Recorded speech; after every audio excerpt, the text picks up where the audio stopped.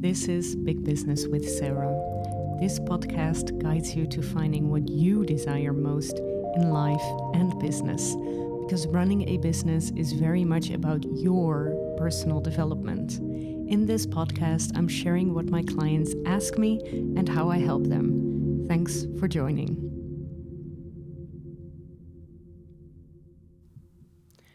Welcome back to the podcast. I'm so happy you're here. And today we're going to talk about a question coming in from my mastermind.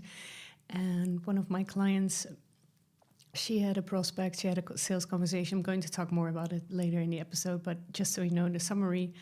And actually the client ghosted her and then also declined to work with her. And so I'm going to talk about how I coached her through this because, she had Voxer access to me, so she could talk to me all day, every day, and also with the group, and how we solved it actually.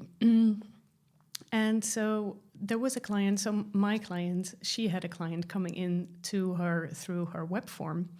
And they planned a sales conversation, and it was a really nice one. And then actually she heard crickets, so nothing. And later she received a rejection saying that they don't want to work with you anymore. And ouch, that hurts. I know all about that. By the way, I've received many objections. And I guess we all really do. If you're listening to this podcast, you probably are interested in sales. And this, is really a part of the sales process. So when that happened, my client asked me and the Mastermind. So the Mastermind is the group of coaches that I'm working with. So we're actually also coaching each other. So I'm kind of the head coach. But, there's also the opportunity to actually ask questions to others. And sometimes it happens that I don't have experience with something, and then someone else can actually step in. So she asked me what she could do to convince them anyway. Or, maybe it was the logistics, or do they want to postpone, or maybe it's the price, or maybe she should offer a discount and, convince them anyway, or at least, figure out why they decided to step out. So before we're going to start with the coaching itself, I want to dive into the sales process with you. So, the sales call itself, because I think that's a very important one. Of course, that's where it starts. It starts in the web form. Actually, it starts maybe because somebody really has a desire. They find you on Google, but it can also happen that they are following you on LinkedIn for 192 days and then they decide to work with you because your content is so great. So it could be all, the sales process is, very complicated. And I have a question later for that about that to you. But so sales conversation is a part of that process. So I believe that going into a sales call is going into it with a mindset of seeing if people are the right fit for you. And by the way, I would only go on a sales call if it's, going to be people who are going to pay a fair amount. So I would suggest not to hop in a sales call for a $50 video course or something. But if you believe that this person, is worth, there's always exceptions, right? So if you really think, I really want to help this person, see what's best for them, of course you can help them. So my discovery calls or sales calls are usually 30 minutes, but maybe those ones you can do 15. There's so much actually you can talk about in that time. So a sales conversation is not really about, I believe, getting people into your sales or in your programs without checking if they are not your ideal clients. So really see this from your point of view, if you'd like to work with them. And a way to make this clear, and the start at the sales conversation is just really that you're saying this call is for us both to see if we're the right fit. So it's not just for the client, it's also for you. And, if you're by that, you're disarming the client, and you're also kind of putting your guard up, or, you're a little bit more considerate of your own feelings. And I think people really respect that. So the thing with sales is obviously that you're helping people decide if whether or not they should buy something or do something. So for instance, if you're showing value, they will pay any price, but value is different to anyone. And what for one person sounds like a bargain, sounds to the other like a really big price. And also, this changes too for the prospects. So maybe now they think you're too expensive, but maybe in 1 year time, once they have spent money on a cheaper version of you, they're saying to themselves, you know what, I actually do want to spend more money because I want to have results instead of going for the cheaper option. So in a sales conversation, I don't have to say this, I hope, but dive deep, very deep into the innermost desires of your clients by asking them questions. So a sales conversation is typically 90% asking questions, 10% you saying something, but really you shouldn't say anything. You should just ask questions. Of course, you have to say something in your pitch, right? But don't talk too much. And also a really big advice that I want to give you is do not give anyone any free advice on the spot. And you know what? If they ask a question, tell them that you would love to help them with that. And that's difficult because I know that many people that I work with, but actually many people in general start their business start their business because they want to help people. And I guess we're all kind of coming from that place of helping others. And it's very difficult sometimes to not just help someone, but actually think like a CEO, think like a big boss, and think, you know what, no, I'm not going to give away free advice because I've worked 10 years to get this experience and this knowledge. So also respect yourself in that, and people would love that. So there are 6 steps that I shared with her. So the first one is, it couldn't hurt to go back to them and ask them, what is the reason why they don't want to work with you? What is the reason why they stepped out? What is the reason, she's had a nice conversation with them, ask them and learn from it. The second thing is that they could be overwhelmed with all the options that you're offering. So maybe, for instance, if you have had the conversation and then you're writing up something and you're saying, you know what, there's 3 options that you can work with me, 1, 2, or 3. And maybe people are just overwhelmed and maybe there are things that are unclear for them. And maybe you just have to say, okay, you know what, you have to get package 2 because that's the best one. That will also can help people. The third reason could be maybe they're doubting that you could really help them. So are you really the authority that they want to work with? Maybe they believe they thought they wanted you, but then after the conversation, maybe they did get some doubts. And if you're noticing this in the follow-up, show your expertise in the answers. Always show your authority. You can also, if people are following you on social media, you can also do this on social media. So, for instance, when I'm launching, which is always, you can actually show, I am always showing my expertise in my posts.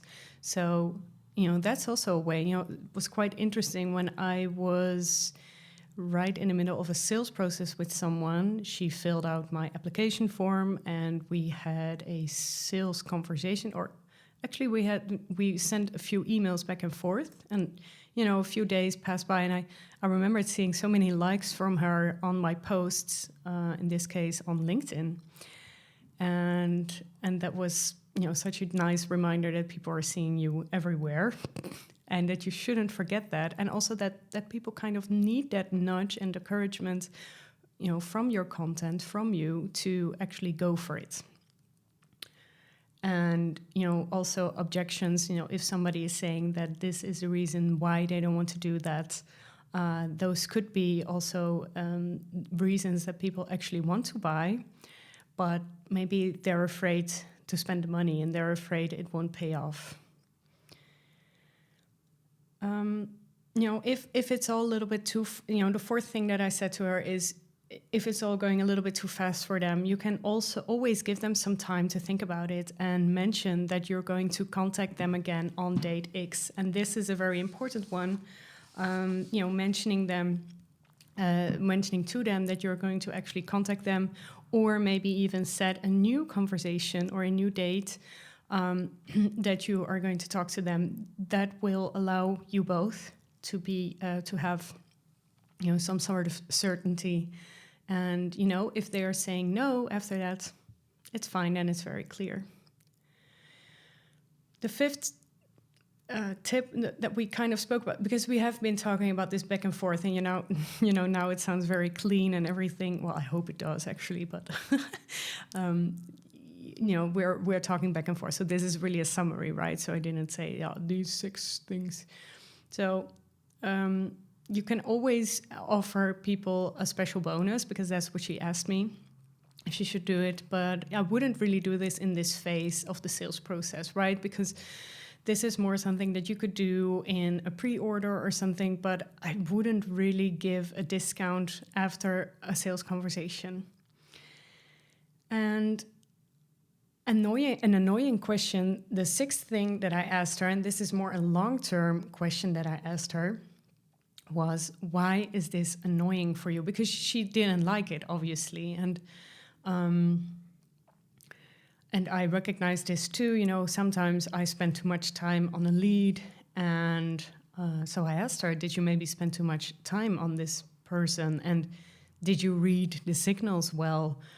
Maybe you were kind of dream hoping that that client would answer this and that. But actually it wasn't. And what is something in your sales process that could be better? It was really not nice to say this to her, obviously, and also not to repeat right now, but actually being very strict also to yourself and being honest to yourself about your business, and, not be too sad about it, but just be, really thinking again like that CEO, like, no, you know what, actually this, I have done something wrong.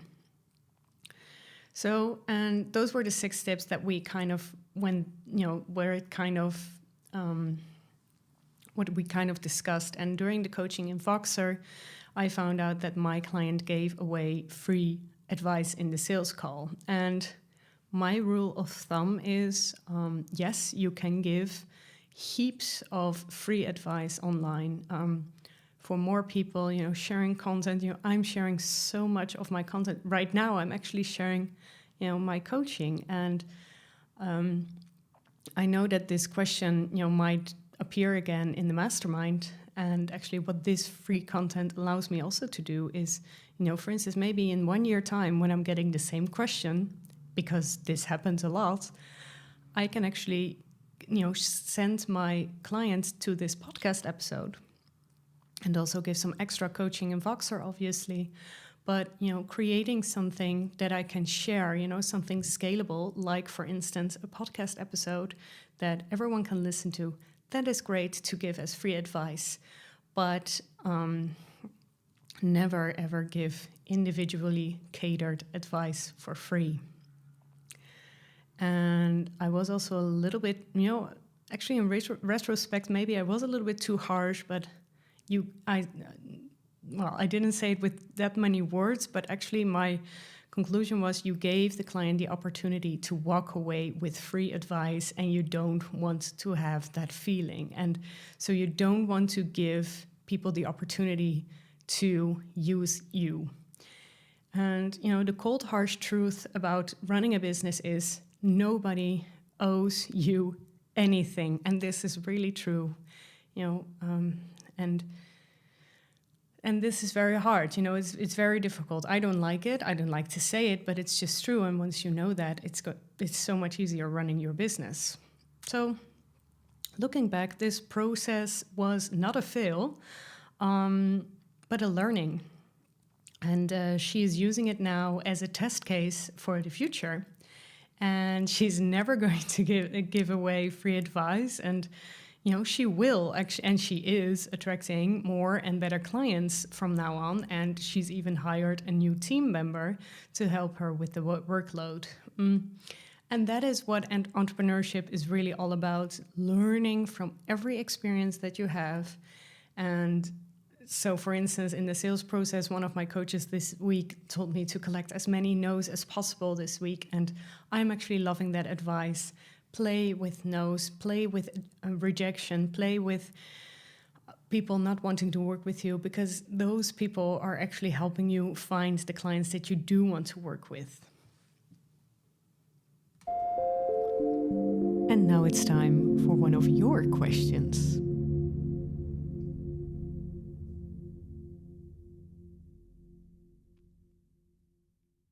Hi, Sarah. This is Dimas from Rotterdam. First of all, congratulations on your podcast. It's very informative and a lot of fun. Here's my question.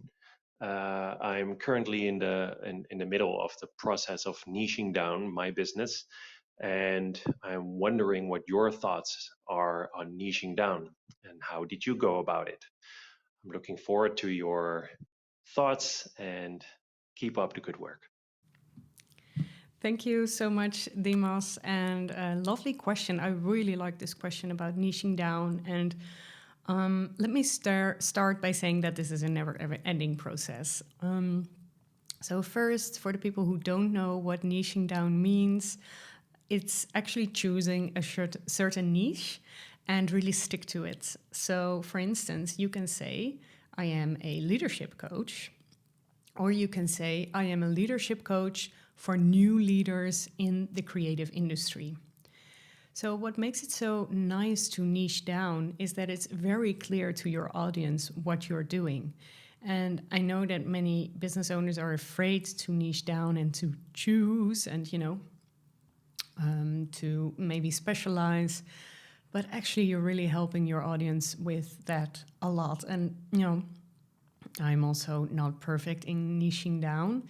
And, for instance, I'm saying that I love helping women, and I am saying that, but I could say that more. And what the reason why I'm not doing it is because I'm also coaching men. And but actually, when I'm thinking about it, I've also followed coaching with business coaches who said that they only that they prefer working with women, and they also worked with men. So I shouldn't really. So I know the struggle. I'm a human being too. So to help you, Dimas, is what I'm teaching my clients is to start with you. Most coaches would say to start with your ideal client, but I don't believe in that. Yes, I do believe in your ideal client, but really start with you first. So what do you like to do? What makes you happy? And even if it's not profitable yet. And also another exercise that people really like is begin with the end in mind. So once you're 90 years old, what kind of life do you want to look back at? Who do you want to have helped? What kind of difference did you want to have made in the world? Currently, by the way, I'm watching the Branson documentary. I'm thinking, oh my, I should really step it up. This man is, aside from your opinion, obviously, because I understand that you can also be critical, but, if you're thinking about, the business game, he has played that very well. Anyway. Second tip I want to give you is start sharing content from your perspective. So if you're just starting out, for instance, and you don't have a lot of clients yet, create content in which you are sharing your learning process. So, share the books you've read, share the podcasts you heard, share the inspiration you got, and maybe you have one client and share their learnings with your audience.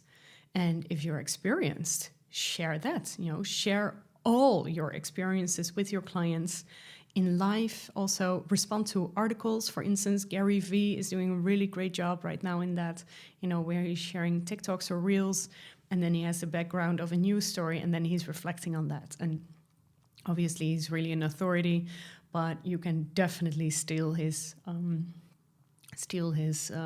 tricks.